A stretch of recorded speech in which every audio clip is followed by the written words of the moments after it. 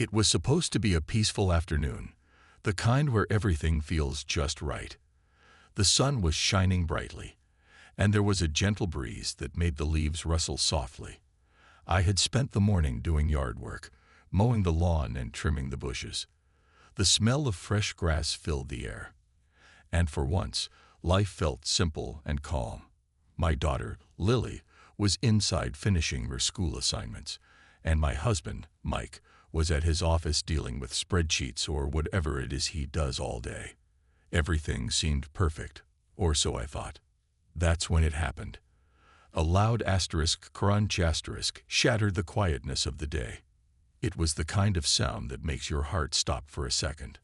I froze, wondering what on earth could have caused such a noise. Then came the screeching of tires, sharp, sudden, and unmistakable. Without thinking, I dropped the rake I'd been holding and ran toward the front of the house. And there it was, Karen's big SUV, wedged halfway into our wooden fence, as if it had decided to take a nap in our yard. Pieces of broken wood were scattered everywhere, like someone had thrown confetti, but forgotten to invite us to the party. The sight was surreal, almost cartoonish. If it weren't for the anger bubbling up inside me, I might have laughed at how ridiculous it looked. Karen stumbled out of her car, looking frazzled but somehow still managing to hold her phone in one hand. She didn't even glance at the damage she caused. Instead, she started talking loudly, as though addressing an invisible audience. "Oh my goodness," she exclaimed, shaking her head dramatically. "This is such a disaster.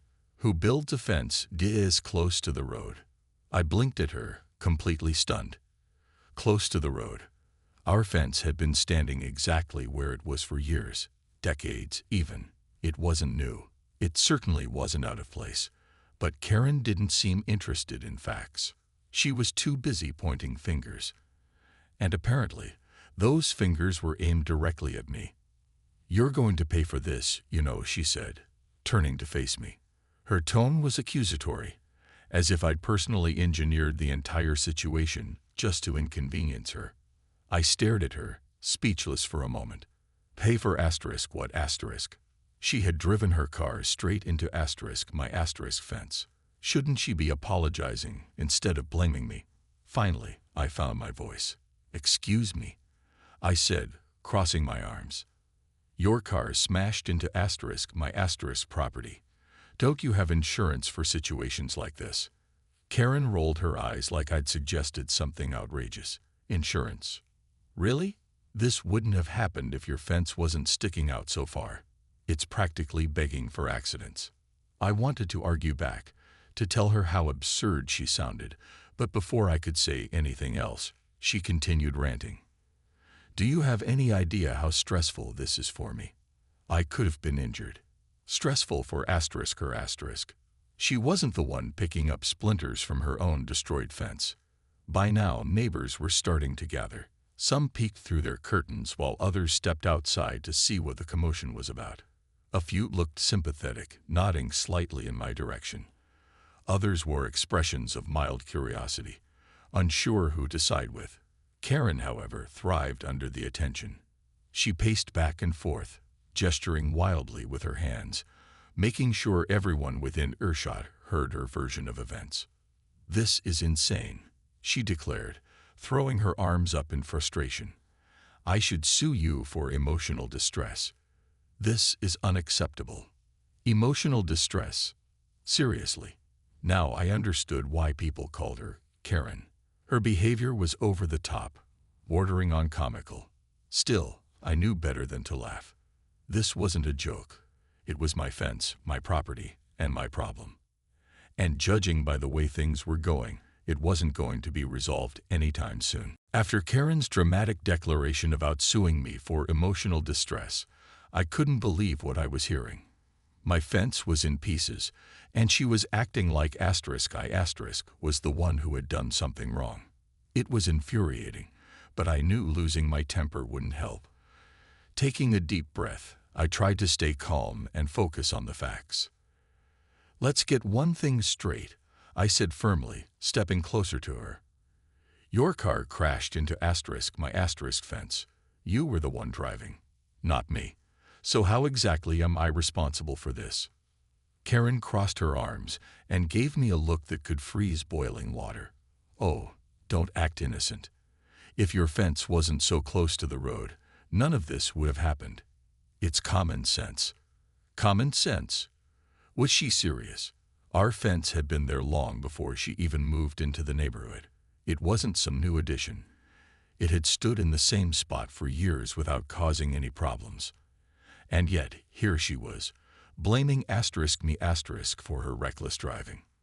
You've lived here for 2 years, I reminded her. Have you ever had trouble with the fence before? Or is this the first time you decided to drive like you're auditioning for an NASCAR race?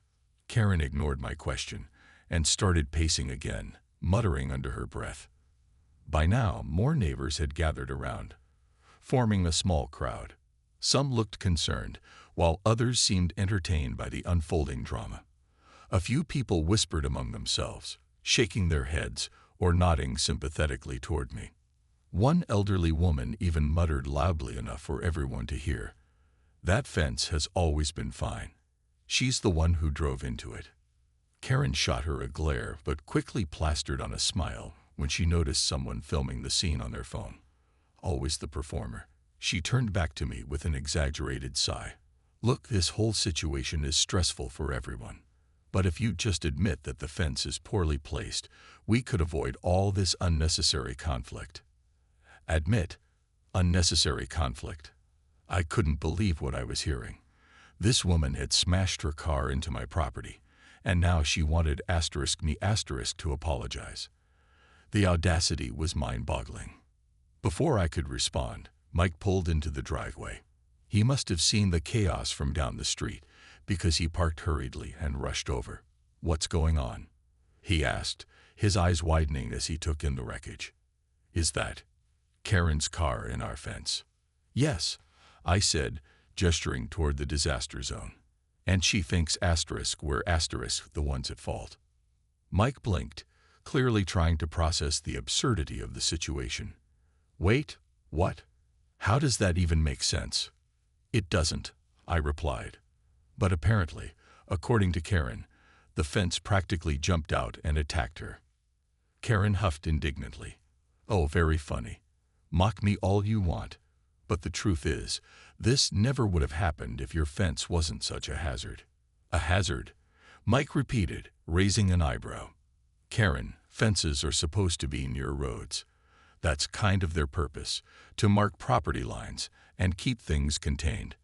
If anything, the problem here is that you were speeding." Karen gasped as though he'd accused her of committing a crime. "Speeding? I was not speeding. I was driving perfectly safely until your ridiculous fence got in my way." Now it was Mike's turn to cross his arms. Funny, because our security camera might say otherwise. At the mention of the security camera, Karen's face went pale. For the first time since the crash, she seemed unsure of herself. "Security camera?" she stammered. "What security camera?" "The one mounted above the garage," Mike said matter-of-factly. "It records everything that happens in front of the house, including cars going way over the speed limit." Karen opened her mouth to argue but then closed it again, looking flustered. Meanwhile, the growing audience murmured amongst themselves. Someone joked, "Looks like Karen's about to get caught red-handed," which earned a few chuckles. Feeling a surge of confidence, I stepped forward. "If you're so convinced that I'm the one at fault, let's settle this the right way. We'll call the police, and they can figure out who's really responsible." Karen hesitated, her confidence wavering. Clearly, she hadn't expected us to fight back. But after a moment, she straightened up and said, "Fine. Call them. Let's see what they have to say." Her tone was defiant, but I noticed the flicker of doubt in her eyes. For the first time since the crash, I felt like maybe, just maybe, we had the upper hand. Still, I knew this wasn't over. Not by a long shot. The wait for the police to arrive felt like an eternity. Karen paced back and forth, occasionally glancing at her phone as if expecting some kind of lifeline to appear. Meanwhile, Mike and I stood near the wreckage, quietly discussing our next steps. The neighbors who had gathered earlier were still lingering, though most kept their distance now, content to observe from afar. A few kids even perched on a nearby curb, treating the scene like it was a live-action movie. When the patrol car finally pulled up, everyone turned to watch. Two officers stepped out. Officer Ramirez, a calm and composed woman with a no-nonsense demeanor, and Officer Chen, a younger man who looked slightly overwhelmed by the spectacle in front of him. They surveyed the damage with raised eyebrows, taking in the mangled fence, the dented SUV, and the growing crowd of onlookers. "What's going on here?" Officer Ramirez asked, her voice firm but polite. Karen immediately sprang into action, rushing over to greet them like they were old friends. "Thank goodness you're here," she exclaimed, gesturing wildly toward the fence. "This is such a mess. My car hit this obstacle because it's dangerously close to the road. It's a hazard, plain and simple." I rolled my eyes but held my tongue, letting her finish her performance.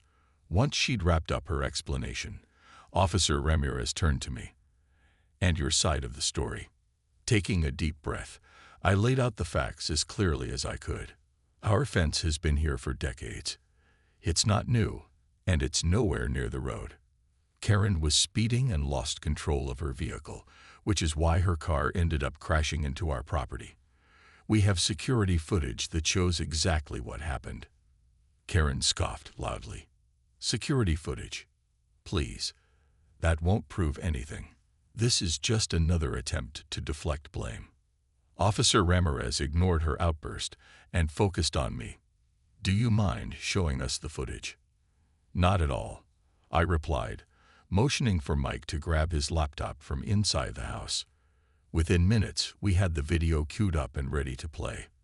The clip showed Karen's SUV barreling down the street at an alarming speed before swerving abruptly and smashing into the fence. There was no mistaking it. She hadn't just been driving recklessly. She'd been breaking the law. As the video played, Officer Chen let out a low whistle. Even Officer Ramirez raised an eyebrow. When it ended, she turned to Karen and said, "Ma'am, based on this evidence, it appears you were exceeding the speed limit and lost control of your vehicle. Unless Mr. Carter gave you permission to drive through his yard, this qualifies as criminal mischief." Karen's face turned bright red. She sputtered, trying to come up with a rebuttal, but nothing coherent came out. Instead, she resorted to her usual theatrics. "Criminal mischief? Are you serious right now? This is absurd. Do you know how stressful this whole situation has been for me? I should be compensated for the damage to my car." Compensated for damaging someone else's property? I couldn't believe what I was hearing. Officer Ramirez, however, remained unfazed. "Ma'am, you caused significant damage to private property due to reckless driving. If anything, you'll likely be held liable for repairs, not the other way around." At this point, Karen seemed to realize she wasn't winning any sympathy. Her shoulders slumped, and she muttered something under her breath about unfair treatment. But the officers weren't interested in her excuses. After jotting down notes and snapping photos of the scene, they informed us that a formal report would be filed and advised Karen to contact her insurance company. As the officers packed up their gear and prepared to leave, I felt a small sense of relief wash over me. For the first time since the crash, it felt like justice might actually prevail. But Karen wasn't done yet. Before climbing back into her battered SUV, she shot me a glare that could cut glass. "This isn't over," she hissed. "You'll regret this." Her words sent a chill down my spine, but I refused to let her intimidate me. Standing tall, I met her gaze and said, "Bring it on, Karen. Let's see how far your lies take you." With that, she stormed off, slamming her car door behind her. As her engine roared to life, and she sped away, ironically, still driving too fast, I couldn't help but wonder what she'd do next. One thing was certain. Karen wasn't the type to admit defeat easily. Whatever came next, I knew it wouldn't be pretty. The next morning, I woke up expecting some semblance of normalcy. The chaos of the previous day felt like a bad dream. One I hoped would fade quickly. But as soon as I opened the front door to grab the newspaper, my stomach dropped. There, lying on the porch, was an ominous-looking envelope addressed to me in bold, blocky handwriting. My name and address were scrawled across it with such force that the ink had nearly blowed through the paper. I picked it up cautiously, already dreading what might be inside. Sure enough, when I tore it open, I found a certified letter from Karen's attorney. Apparently, she wasn't content with just threatening me verbally. Now she was taking things to the next level. According to the letter, Karen was suing *me* for damages to her car. And not only that, she was claiming I owed her $10,000 for emotional distress. Emotional distress over a dented bumper. I read the words again, convinced I must have misunderstood. But no, it was all there in black and white. Karen had somehow twisted the entire situation into a narrative where *I* was the villain who owed her money. It was so absurd that I almost laughed, until reality hit me like a ton of bricks. This wasn't just some petty argument anymore. This was serious. I immediately called Mike at work, my voice trembling as I explained what had happened. He listened quietly, his tone shifting from disbelief to anger. "She's suing us," he repeated, sounding like he couldn't believe it himself. "After everything we've shown, the video, the police report, I can't believe she actually thinks she'll win." "Neither can I," admitted, pacing back and forth in the kitchen. "But what if she does? What if her lawyer finds some loophole or convinces a judge that we're at fault?" Mike sighed heavily over the phone. "We need to fight fire with fire. Call our lawyer. Let's see what they say before we panic." Our lawyer, Mr. Thompson, was a sharp, no-nonsense attorney who specialized in property disputes. When I reached him later that afternoon, he listened patiently as I recounted the events leading up to the lawsuit. To my relief, he didn't seem fazed by Karen's tactics. In fact, he chuckled darkly when I mentioned the emotional distress claim. "Don't worry, Mrs. Carter," he said confidently. "People like Karen always overplay their hand. They think throwing big numbers around will scare people into settling.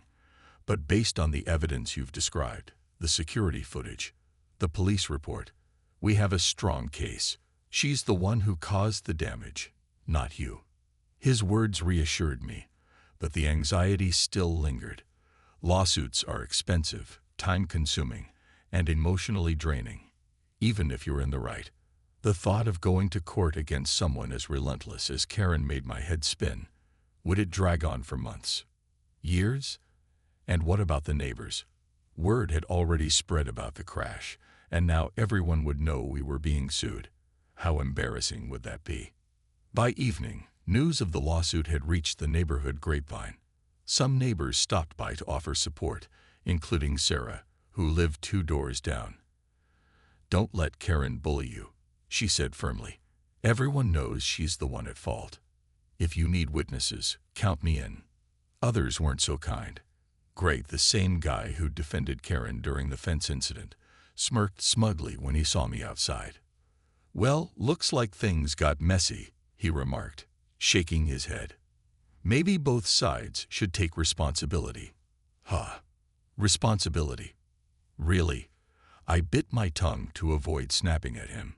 Instead, I forced a polite smile and walked away, reminding myself that arguing wouldn't help.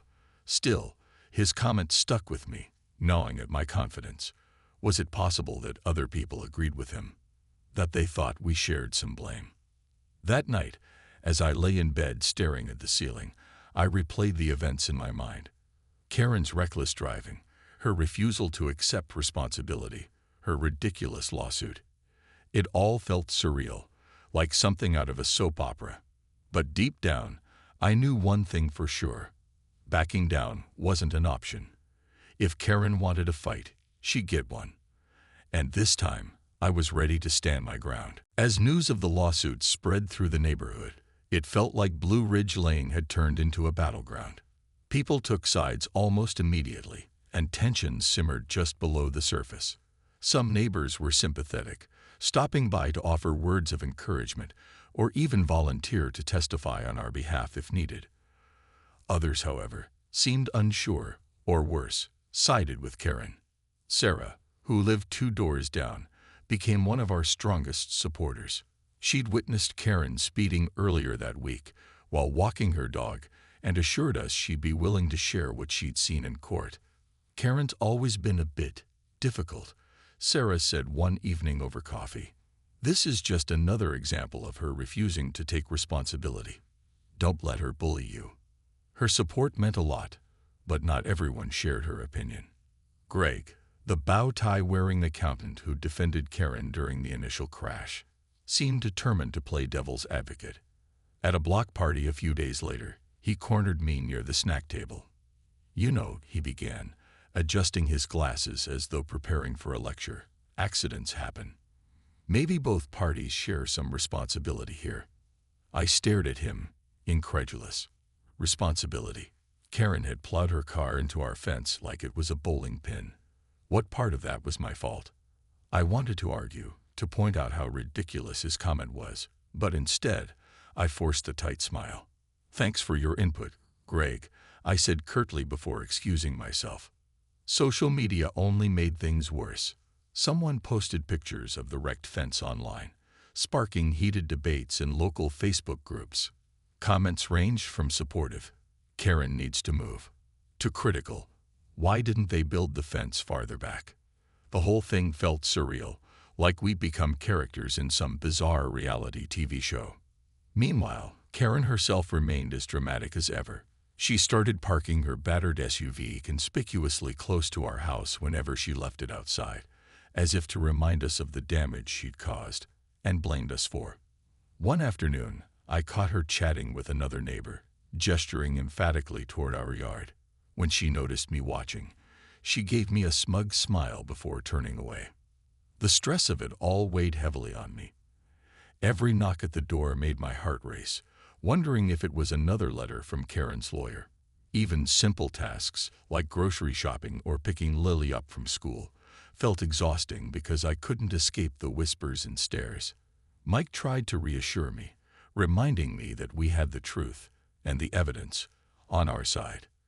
But late at night, when sleep eluded me, doubts crept in. What if Karen's lawyer found a way to twist the facts? What if the judge believed her wild claims about emotional distress? One particularly rough evening, Lily came into the living room, where I sat flipping through channels without really paying attention.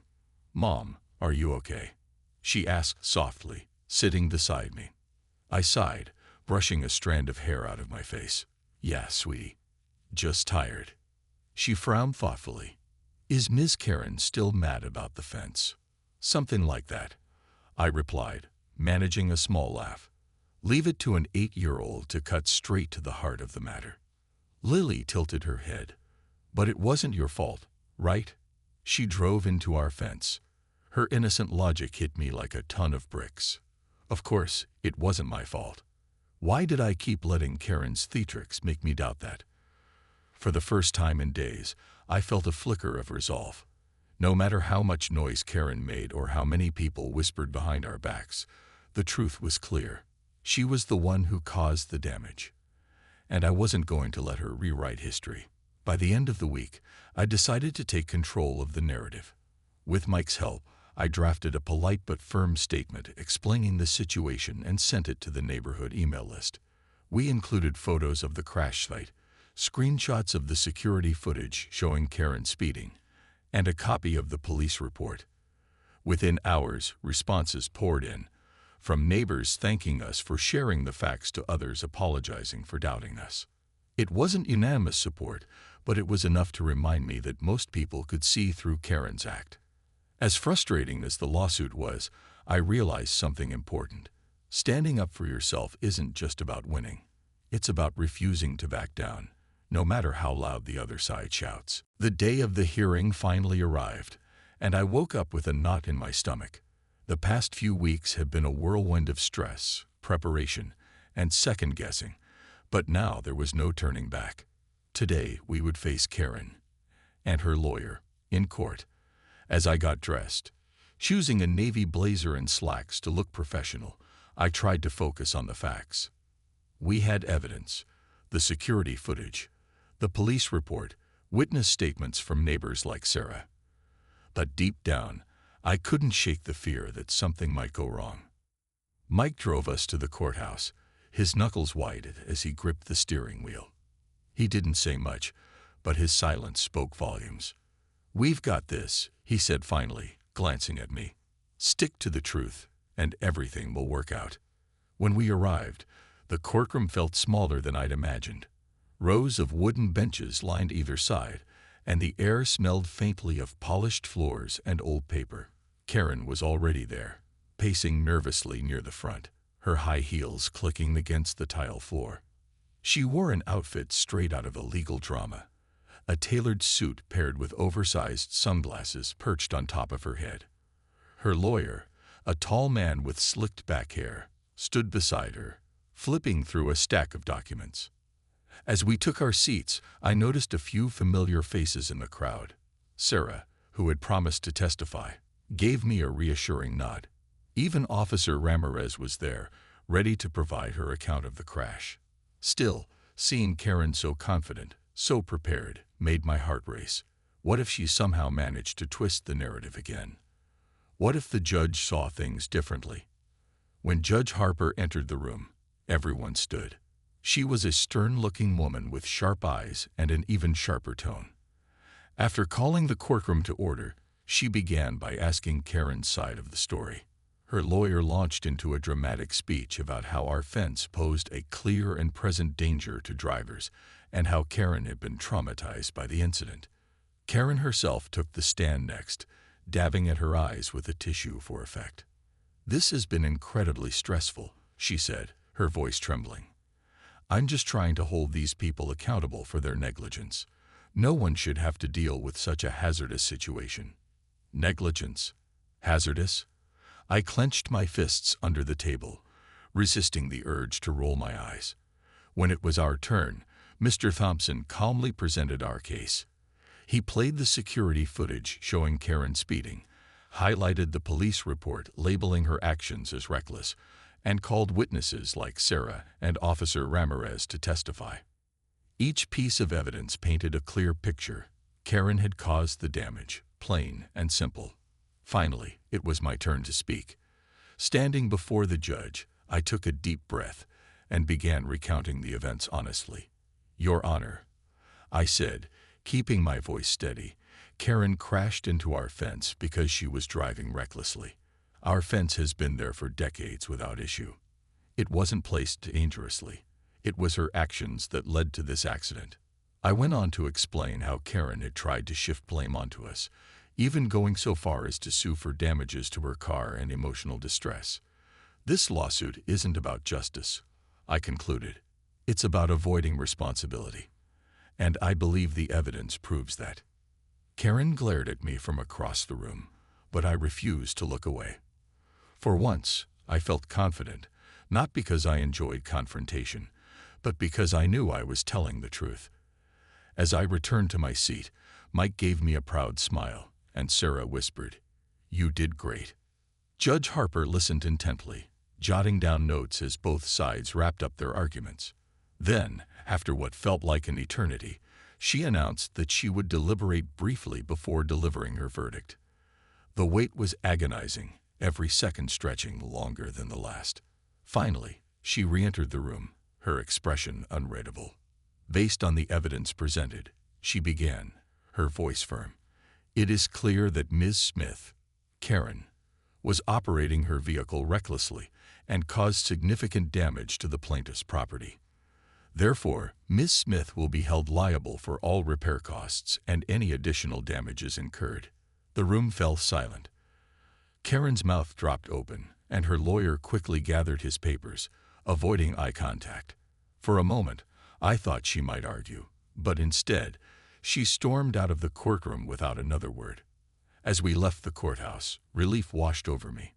Justice had been served, but more importantly, standing up for ourselves had paid off. The victory in court felt like a weight lifting off my shoulders. But it wasn't the end of the story, not entirely. That evening, Mike and I celebrated with pizza and wine, savoring the quiet satisfaction of knowing we'd stood our ground. Lily even joined in, proudly declaring, "Mom, you were like a superhero today." Her words made me laugh, but they also reminded me how important it was to fight for what's right, not just for ourselves, but as an example for her. Still, the aftermath of the lawsuit lingered in subtle ways. The neighborhood dynamics had shifted. Some neighbors who had been hesitant to take sides now approached us with apologies or kind words. We always knew Karen was exaggerating. One woman admitted sheepishly at the grocery store. Others remained distant, clearly uncomfortable with conflict. Greg, predictably, avoided eye contact whenever he saw me outside. Karen, on the other hand, seemed determined to make her exit as dramatic as possible. Within weeks, a for sale sign appeared in front of her house. She packed up her belongings quickly, barely speaking to anyone except to mutter vague complaints about hostile living conditions. Rumors swirled that she'd listed the property because she couldn't stand the embarrassment of losing the case, or maybe because she didn't want to face us anymore. Either way, when her moving truck finally pulled away, most of us felt a collective sigh of relief. Life slowly returned to normal, or at least as normal as it could be after such chaos. Our fence, once a casualty of Karen's recklessness, was repaired thanks to the settlement from the lawsuit. It looked better than ever, freshly painted and sturdier than before. Every time I walked past it, I couldn't help but smile, remembering how something so ordinary had become the center of such an extraordinary battle. But the experience left its mark on me, not just frustration or exhaustion, but clarity. Standing up to Karen taught me something valuable. That fairness isn't always guaranteed, and sometimes you have to fight for it. It's easy to doubt yourself when someone shouts louder or makes wild accusations, but staying calm and sticking to the truth can make all the difference. One day, while planting flowers near the newly restored fence, Sarah stopped by to chat. "How are you holding up?"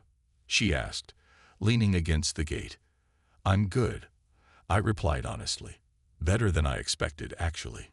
It's nice not having to worry about, lawsuits or runaway SUVs." She laughed softly. "Well, if it makes you feel any better, no one around here will forget this anytime soon. You handled everything with so much grace. Most people wouldn't have put up with half of what you did." Her compliment meant a lot, but it wasn't the praise that stayed with me. It was the realization that standing up for myself had earned respect. Not everyone agreed with us, but those who mattered understood the truth, and in the end, that was enough. A few months later, new neighbors moved into Karen's old house. A young family with 2 kids and a golden retriever. They introduced themselves warmly, apologizing for the mess Karen had left behind, both literally and figuratively. "We heard about the fence thing," the mom said with a grin. "Don't worry, we promised to drive carefully." It was a fresh start, a reminder that life moves forward, even after the toughest challenges. As I watched them unpack boxes and wave hello to passersby, I felt hopeful. Blue Ridge Lane wasn't perfect. It never would be, but it was home. And sometimes, fighting for your home means more than protecting 4 walls or a wooden fence. It means standing firm in the face of adversity, refusing to let fear or intimidation win. Looking back, I wouldn't wish the ordeal on anyone, but I wouldn't trade the lessons it taught me either. Justice may not always come easily, but when it does, it feels worth every moment of struggle. And as I stood there under the late afternoon sun, listening to the sound of laughter and barking dogs, I knew one thing for sure.